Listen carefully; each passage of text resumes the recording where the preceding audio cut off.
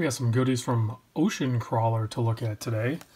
So real quick, to get started, we're going to take a look at the little catalog that comes with it. So I'm not going to, read all that. If you want to read it, you can pause it and read it. Some nice loon shots. Basic information. That's an earlier model. They do very small runs. These two pieces I'm going to show you today, they are both limited to 75 pieces each. So they do small runs, and then when they sell out, they sell out. And they do sell out. 75 is not a lot of watches. A little bit of warranty information. They do a 5-year warranty based on the movement and everything. So there's a quick look at the catalog. Very cool warranty card, member card, if you will. It's made out of perforated metal. Pretty cool. Has some writing on the back. Really nice case, soft padded, finished nicely inside. Does not come with that tool. That's from Bob Labs. There's plenty of silicone strap options. I'm pretty sure they all come with this orange one, and then I think you can purchase some of these other ones. They're very cool. They're branded with their Ocean Crawler logo and some writing on the keepers there. Really nice, soft silicone, and the camo patterns look really cool. And if you really wanted to get bold, you could do this green camo. That would probably look really cool, for example. And these are fitted to the case, so you could really get pretty creative there. Here is the blade wakatobi. I don't know if I'm saying that right. So each one of these is named after a location. And like this one is the Barracuda Point. And in doing so, what they've done is they've tried to match the color. Now, I didn't look these up to verify this, but it's a cool story nonetheless. But they tried to match the ocean color or that area to the color of the watch. So like this one, it has a nice, starts out as a light blue and goes dark blue. Nice fade to the dial there, or transition, if you will. So I'm guessing that's how that area, that blade, what is it, wakatobi? That's how that area looks with those blues. Makes for a great looking dial, I'll tell you that. So very nicely done case with brushing. And then I'm a big fan of this bezel. I don't know that I've ever seen this done before. Maybe this is on another watch and it's, has styling cues from that, but I haven't personally noticed one of those. If you guys have, tell me the model number or the model, make and model down in the description, or not description, in the comments, so then I can look it up. Crown is also really cool how it's done. It's great for grip, that's for sure. And then it's signed also. Nice case back. Has some sort of, again, I couldn't figure out what that was. It's not a horseshoe crab. I'm not sure what that is. Some sort of, I'm talking about that guy there. Some sort of creature that's at the bottom of the ocean, I'm guessing. Again, let me know what that is. Educate me. I'm always learning. So very cool. It is, all the info's there. Automatic, sapphire, automatic. So this is they use, they named it themselves, and it's, you can name a movement, I think, if you've modified it, and they've modified this one. This is a modified Seiko 4R36B. I'm not exactly sure what modifications they've done, but what they've done is they've regulated it, and they've also increased the power capacity up from 41 hours. This one they're claiming is a 44 hours. I haven't checked that or anything, but I am going to throw this on the time grapher, and we're going to have it do a poly test to make sure that it is plus or minus 5 like they claim. Has a nice screw down crown. The bezel action is very fun to play with. Very nice clicks. Very positive feel. 120 click. Everything lines up. There's no play in it. Really easy to use. These are not super aggressive, but they're easy to grip. So, and then those hands, big fan of those. I love how they come to a nice point, but then they're also you know, you have the minute hand with the orange trim. It's such a brilliant orange, and no matter what dial you use, when they use those hands, it's so easy to read, but it's not overpowering, so I like that. Then the black one, this is the Barracuda point, so this has a really nice black PVD coating. Other than that, the watch is pretty much the same.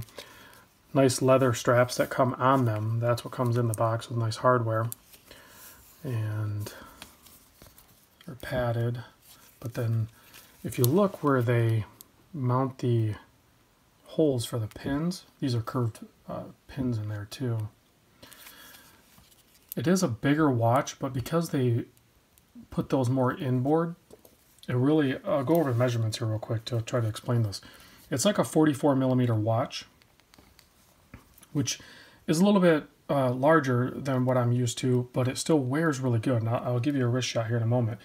If you measure lug to lug, from the very tips of the lugs, I got about 51.8 millimeter. However, if you measure from like where the pinholes are, it's really only like a 47 millimeter. And because they have a nice turn down, then you're going to have this effect. So I think that's why it wears a little bit nicer on wrist than its size would indicate. It is 15 millimeter thick, but that's including the domed sapphire crystal, which is like 4.5 millimeter thick. That's a thick crystal. So if you were to measure, you know, minus that just out to the edge of the watch, it's a much thinner watch. 22 millimeter lug width. I'm going to go ahead and pop the blade on my wrist and give you a wrist shot. I'll give you a loom shot at the end here too.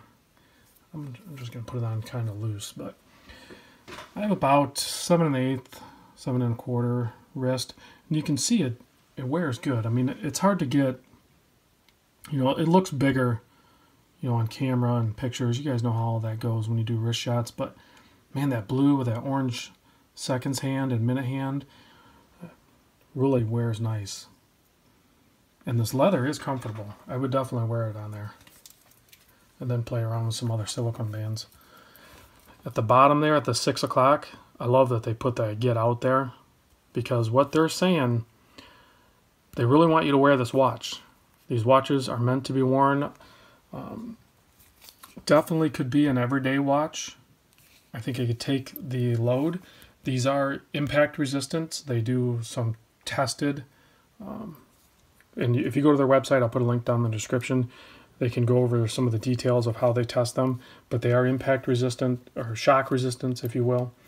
You know, you have the sapphire, and then you have that great Seiko movement in there, so it can take the abuse. And like I said, I'm going to throw it on the time grapher and see if it confirms that plus or minus 5 seconds that they warranty for 5 years. So you're going to have a nice, pretty accurate watch overall. Pricing on them, you know, that might be a little subjective, because I think what you have to understand is the whole packaging and everything like that. Every time you complement something or come up with a unique design, that adds to the overall cost of something. So, you know, if you're just going to do a standard case that everybody's doing in the micro brand, then you can have a lower price point. But when you go full on, like Ocean Crawler has here, with their full packaging and a unique design and everything like that, and then plus they mess with the movement and everything, that's where some of the price structure comes into play.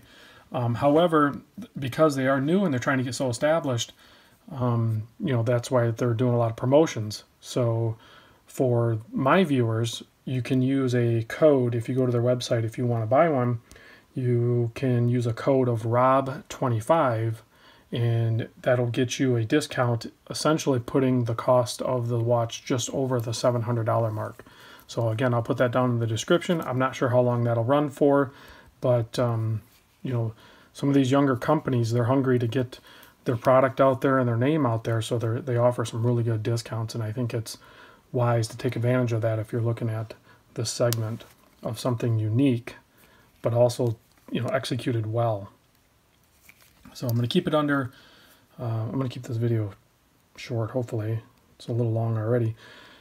Tell you what, I'll give you a loom shot, and then I'll see if I can edit in some time grapher shots.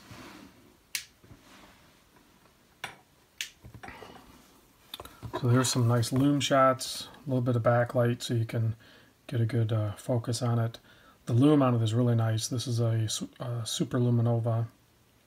I'm assuming it's C3 Super Luminova because it is pretty bright and it does last. All right, so I played around with both these watches on the watch polygraph a little bit, and they're both running very similar numbers. They both have really good amplitude numbers. Their beat errors are somewhere in between 0.1 and 0.3, and their rate and dial up is anywhere from, you know, -2 to +2, you know, throw in a 4 there once in a while. So somebody spent some time on these modified Seiko movements to get them dialed in, because I've played with a couple of Seiko movements and they are, I don't want to say finicky, but they can be difficult. So whoever regulated these know what they're doing, because I'm a novice and you can watch some other videos. It's so easy to get these back and forth, like, so well done whoever whoever those guys over there are using their watch guy. He's top notch, because these are running really good numbers. And I did a couple different positions. I think most of the time they regulate maybe in 3 positions, because that's really all you need. But mainly if you get them so they run a little bit fast on the dial up, so when you take them off and you rest them overnight, it kind of balances that out. I think you pretty much have to do that with the Seikos, because they get weird in different positions. They're a little more subjective to it from what I've seen. So good job and great product.